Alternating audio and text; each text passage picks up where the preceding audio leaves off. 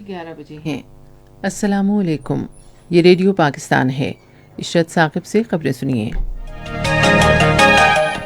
وزیر اعظم نے عالمی برادری پر زور دیا ہے کہ وہ بھارت پر دباؤ ڈالے کہ وہ پاکستان میں ریاستی دہشت گردی کا سلسلہ بند کرے اور پاکستان میں دہشت گردی کے دوران ہزاروں افراد کے جاں بحق ہونے کے واقعات کے ذمہ داران کو کیفر کردار تک پہنچائے۔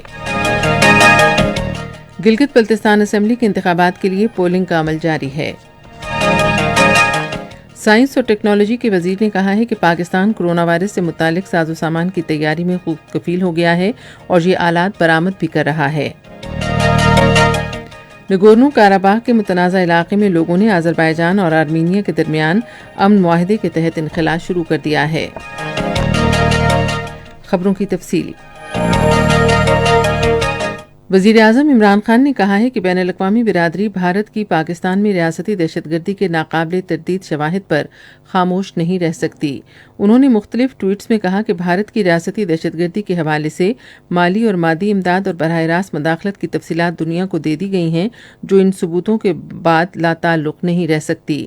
انہوں نے کہا کہ ہم عالمی برادری سے توقع کرتے ہیں کہ وہ بھارت کو اپنی ریاستی دہشت گردی کے خاتمے پر مجبور کرے اور پاکستان میں ہزاروں بے گناہ افراد کے قتل کے جرم میں ذمہ داران کو انصاف کے کٹہرے میں لائے۔ وزیر اعظم نے کہا کہ ہماری پرعزم اور بہادر سیکیورٹی ایجنسیاں اور فورسز اپنے عوام کی حفاظت کے لیے ہر ممکن تعاون کرتی رہیں گی۔ عمران خان نے اپنے پختہ عزم کا اعادہ کرتے ہوئے کہا کہ ہم اپنے ملک کا دفاع کرنا جانتے ہیں اور اپنے مشترکہ قومی عزم کے ساتھ یہ فریضہ انجام دیتے رہیں گے۔ صدر ڈاکٹر عارف علوی نے بین الاقوامی برادری سے کہا ہے کہ وہ اقوام متحدہ کے منشور کے تحت انصاف کو برقرار رکھنے اور پاکستان میں ریاستی دہشت گردی کی پشت پناہی کرنے پر بھارت کا احتساب کرے۔ انہوں نے مختلف ٹویٹس میں پاکستان کا تمام سازشوں کے خلاف دفاع کرنے کے عزم کی بھی تصدیق کی۔ صدر نے قوم کو یقین دلایا کہ حکومت اور سیکیورٹی ادارے بھارت کی کسی بھی شرنگیزی کو ناکام بنانے کے لیے چوکس ہیں۔ وزیر خارجہ شاہ محمود قریشی نے کہا ہے کہ پاکستان خطے میں امن، ہم آہنگی اور سب کے لیے خوشحالی کی بنیاد پر تعلقات کے قیام سے پیچھے نہیں ہٹے گا۔ ایک بیان میں انہوں نے کہا کہ معصوم شہریوں کو دہشت گردی سے نشانہ بنانے، دہشت گرد تنظیموں کی سرپرستی، مالی معاونت اور پاکستان کے بڑھتے ہوئے امن کے کردار کو ناکام بنانے کی سازش کرنے کے حوالے سے بھارت ایک بدنام ملک بن گیا ہے۔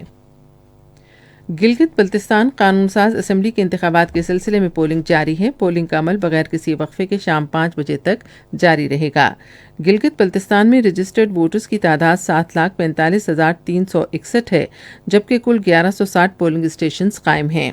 23 حلقوں میں 330 امیدوار مد مقابل ہیں۔ ایک انتخابی حلقے میں پولنگ ملتوی ہو گئی ہے۔ پولنگ کے خوش اسلوبی سے انعقاد کے لیے جامع سیکیورٹی انتظامات کیے گئے ہیں۔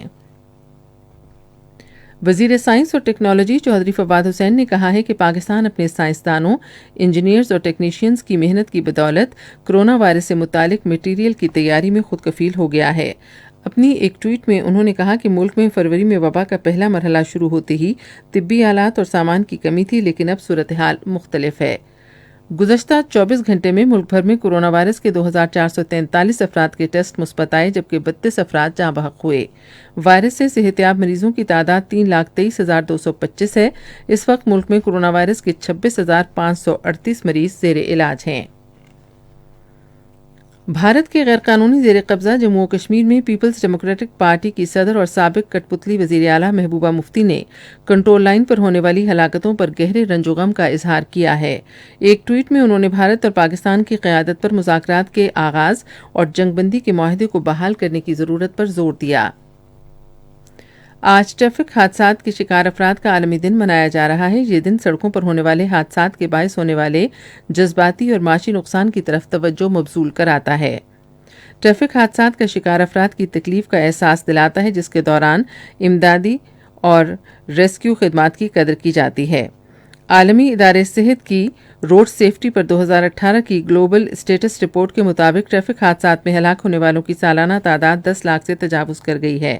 ٹریفک حادثات کے باعث زخمی ہونے والے افراد میں 5 سے 29 سال کی عمر کے افراد کی اموات زیادہ ہیں۔ آذربائیجان اور آرمینیا کے درمیان امن معاہدے کے تحت شہریوں نے نگورنو کاراباخ کے متنازع علاقے سے انخلا شروع کر دیا ہے۔ روسی فوج کا امن دستہ قیام امن کو یقینی بنانے کے لیے پہلے ہی نگورنو کاراباخ کے علاقے میں تعینات ہے، جس نے معاہدے کے تحت علاقے میں چیک پوسٹیں قائم کرتے ہوئے پوزیشنیں سنبھال لی ہیں۔ خبریں ختم ہوئیں۔ مزید خبروں اور تجزیوں کے لیے ہماری ویب سائٹ ہے radio.gov.pk اور آپ ریڈیو پاکستان کے آفیشیل فیس بک پیج ریڈیو پاکستان نیوز پر براہ راست ویڈیو سٹریمنگ بھی ملاحظہ